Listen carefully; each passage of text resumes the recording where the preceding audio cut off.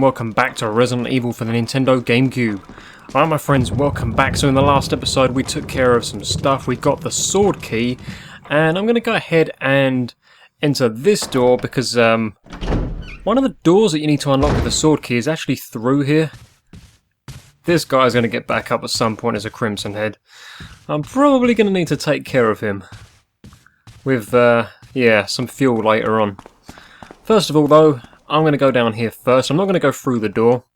I'm just going to go ahead and use the matching key and leave again. Because the route that I'm going to take is going to ensure that I get rid of this sword key and don't have to come back here to use it later on. You stay down.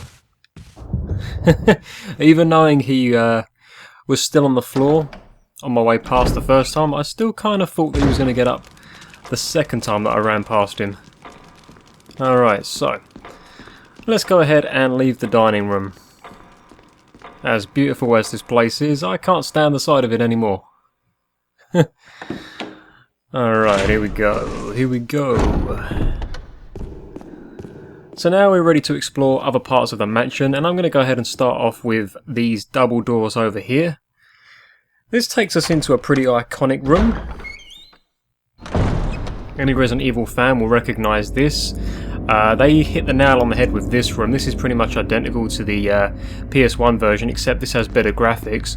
You can go ahead and get the map. That is what is sparkling up there in that jar. I'm not going to bother. And through there is a defensive item. It is a defensive dagger. And there's actually a zombie that comes through towards you when you get that defensive dagger, so I kind of don't bother getting that because you pretty much have to use it immediately. So it's just to show you how defensive items are pretty much used in this game. But what I'm going to do is I'm going to go ahead and move this little mini cabinet here. That window just cracked. That is a dog trying to get through. We'll see them later on. First of all, we're going to go ahead and pick up this dagger. It's a defensive item, the exact same one that we would have got in that curtained room earlier. And I'm also going to go ahead and push this one out of the way as well. The reason I say that is there's actually a clip here, and ammo is crucial in this game. Alright, so the next time we come through here, the dogs are actually going to bash through them windows. That's why I suggest you pick up that ammo now. And I've kind of left myself short in terms of space, especially seeing as through there I need the chemical and I don't currently have enough space to pick that up. So what I'm actually going to do is I'm actually going to use these mixed herbs. I know that sounds kind of silly, but later on we are actually going to come across a ton of healing items, and I'm not exactly playing this on hard, so the zombies shouldn't really get that many hits in against us. Now I like to work slightly quick here because there's a couple of dogs that can actually come through here. So I just grab the chemical and I pretty much leave again. Yeah, I didn't want to use up that mixed herb. That was a pretty good friend of mine for a very long time. Alright, let's see. Yeah, it's worth showing this off, why the heck not? There's actually another defensive dagger in here. You come across quite a lot of them in this game, including batteries as well, because we have a stun gun. They're all defensive items that we can use to kill zombies and other enemies if they grab hold of us, so it's worth picking them all up. Alright, what is in here then? Why the heck would you remove a plug? It's some dirty water. Big mistake! It's a big mistake. Thankfully for us, we don't actually have to kill this zombie.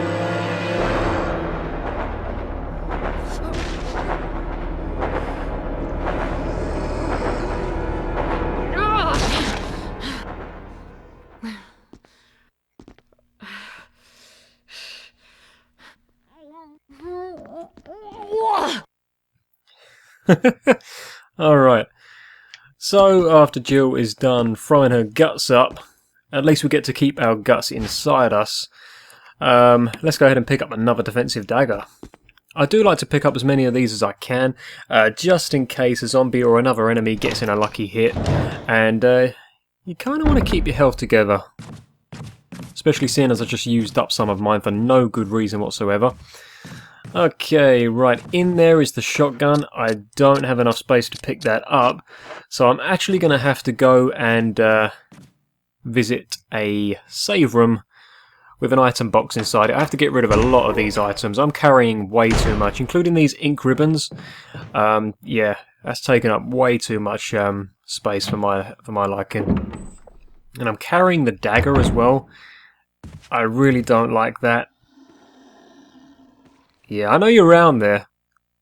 Yeah, that's it. Come on.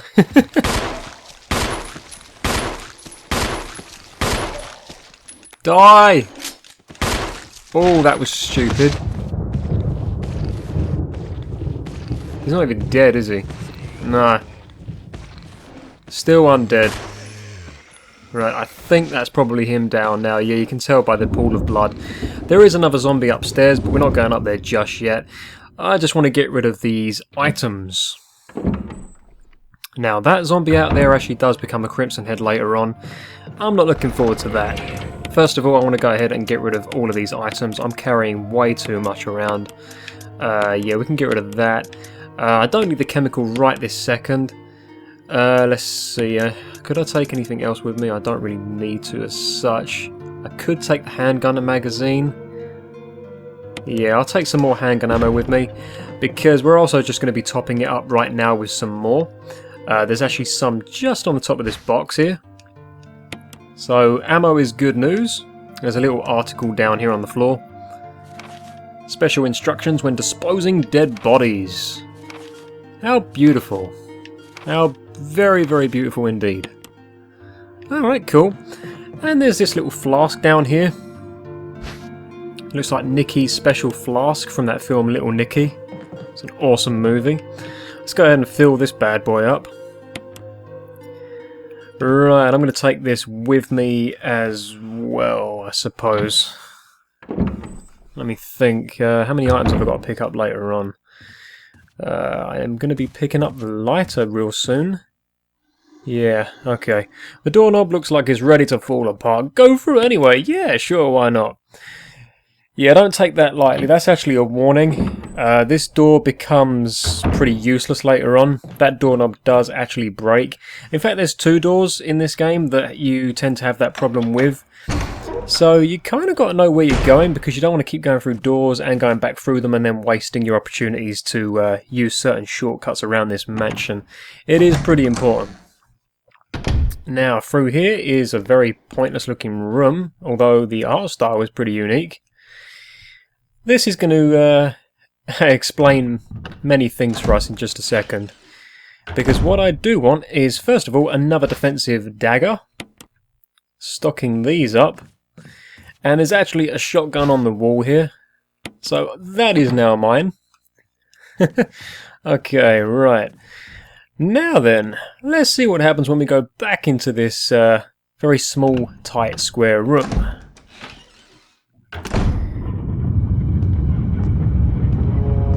Oh dear.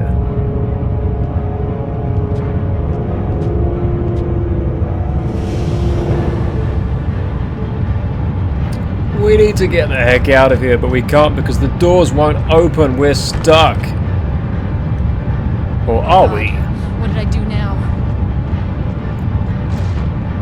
Wesker! Barry! Help! Jill! You in there? Barry? Get me out of here! The door's jammed! Stand back! Grab my hand!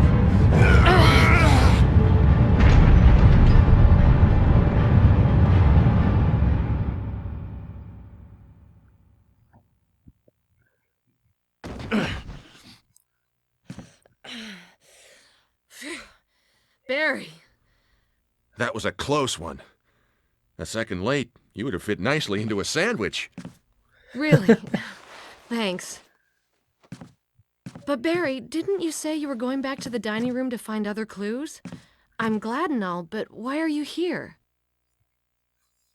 I just had something I wanted to check.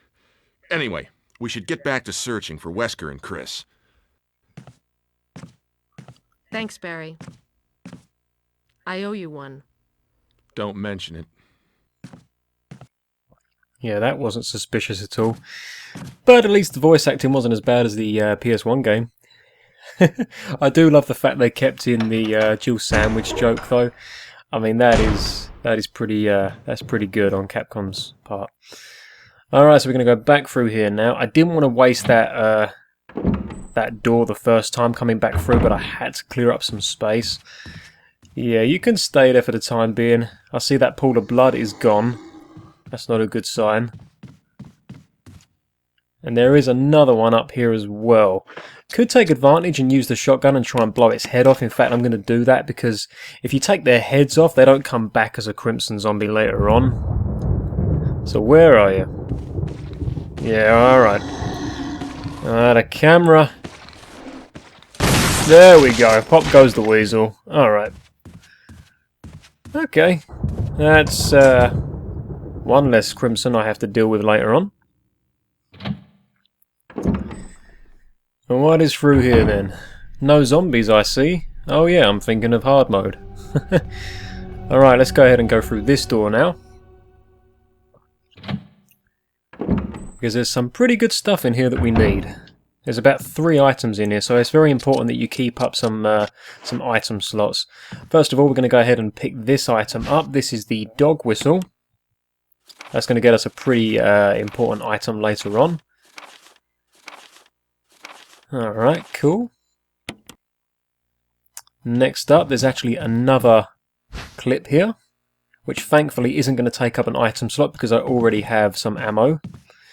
And there's also a lighter, which is very, very important because now I can burn the bodies of the dead. Free cremation by Jill Valentine. What a lovely service. Better head back downstairs and get rid of this guy before I forget later on. He is going to get back up after all. I can see that much. Alright. There you go. It's on the house. Okay, right. Ashes to ashes. Dust to dust. Right, it is always a good idea to do that because them Crimsons later on, they're not very fun to deal with. They're strong, they're fast, they can pretty much instant kill you. I'm not going to bother picking this up. This is a wooden slab that you can use to get the second map later on. Just pointing that out now whilst it's there in case you guys want to pick that up. But I've actually left a free item slot open now because we're about to run into Barry and he gives us some acid shells, so we might as well get that free ammo. Because otherwise he won't give you any ammo and you'll miss out. Barry. Jill, got any good news? Other than I'm still alive in this madhouse? No. Can't say it's much safer here either. We'd better secure our escape route first. There's gotta be a back door somewhere. Alright then, let's split up again. Hey, hold on a sec. Look what I've found. What? A can of fizz. It's sure to yellow and mellow those things. It's yours. Hopefully you won't have to use it. Nice. What about you? Oh, don't worry. I like the buddy system we have here. I see. Thanks, I'll take it. See you later. Ciao.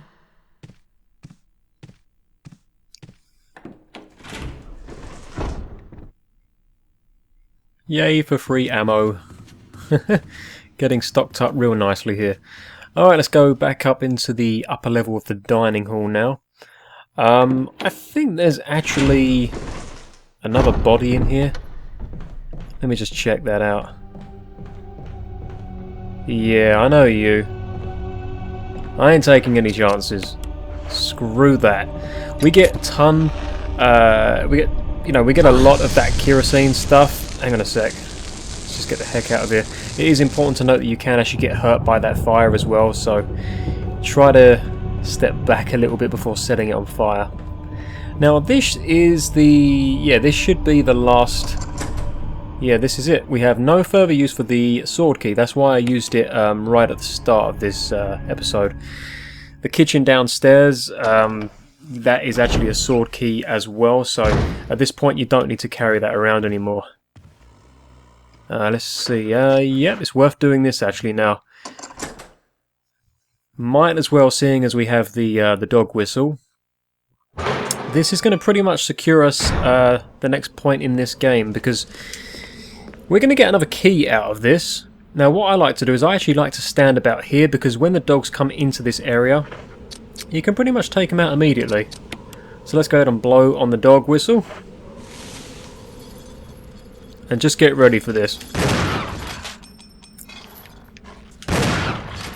And there you go. They're dead. It's just easier that way, and if you can take them both out with one blast, that's a lot easier. Now, they should have, one of these guys should have, oh wait, I blew its collar off so badly that it actually ended up over here. Okay, how did that happen?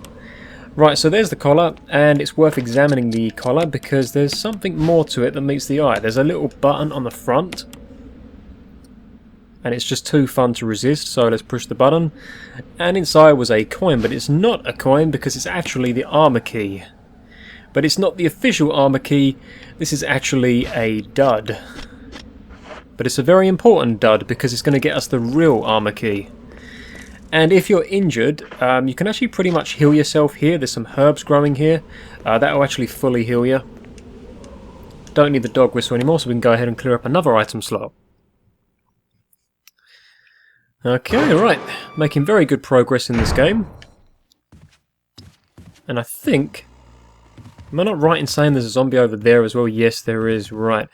That guy can... yeah, that guy can wait. I'm not entirely bothered by that. Ah, crap! Oh, shit. Oh, there we go. I took its head off. That is actually nice. Because I think he comes back as a Crimson Head later on. But he can't be a Crimson without a head. Alright. That guy there gets up, though. Too many Crimson Heads in this game. I don't like it. It's far too stressful for my liking.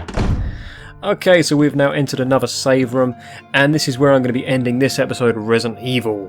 Hopefully you guys are enjoying the playthrough, and I'll see you in the next episode. Alright guys, so thanks for watching, and I'll see you all next time. Take care.